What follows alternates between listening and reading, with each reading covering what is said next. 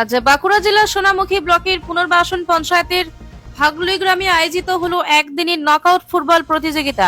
এই প্রতিযোগিতায় মোট 8টি দল অংশগ্রহণ করে। দিনের সেরা আকর্ষণ ছিল ফাইনাল ম্যাচ, যেখানে মুখোমুখি হয় দুই শক্তিশালী দল জিকে মিলন সংঘ বনাম রন্ডিয়া একাডেমি। খেলা শুরু থেকেই ছিল টানটান উত্তেজনা। মাঠ জুড়ে খেলোয়াড়দের দারুণ লড়াই আর দর্শকদের উচ্ছ্বাসে জমে ওঠে আবহ। শেষ পর্যন্ত রোমাঞ্চকর লড়াইয়ে 2-1 গোলের জয় ছিনিয়ে নেয় জিজে মিলন সংঘ, আর সেই সাথেই তারা নিজেদের করে নেয় চ্যাম্পিয়নের ট্রফি। বিজয়ী দলের হাতে ট্রফি ও পুরস্কার তুলে দেন আয়োজক কমিটি। আয়োজক কমিটির পক্ষ থেকে জানানো হয়েছে, গ্রামীণ ক্রীড়া সংস্কৃতি ধরে রাখতেই এই টুর্নামেন্টের আয়োজন। খেলোয়াড়দের উৎসাহ দেখে আমরা গর্বিত। ভবিষ্যতেও এই ধারাবাহিকতা বজায় থাকবে। খেলা প্রেমীদের ভিড়, মাঠের উৎসবমুখর পরিবেশ আর স্থানীয়দের আবেগ সব মিলিয়ে এক অবিস্মরণীয় ফুটবল প্রতিযোগিতা দেখল ভাগলুই গ্রাম।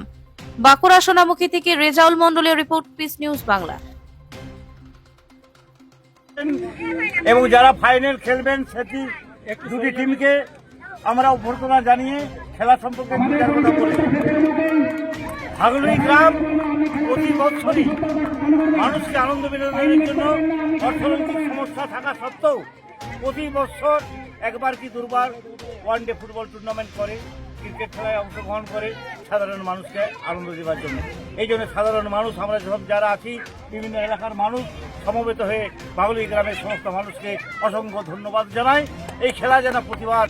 পিস নিউজ বাংলা, সত্যের পক্ষে, শান্তির পথে।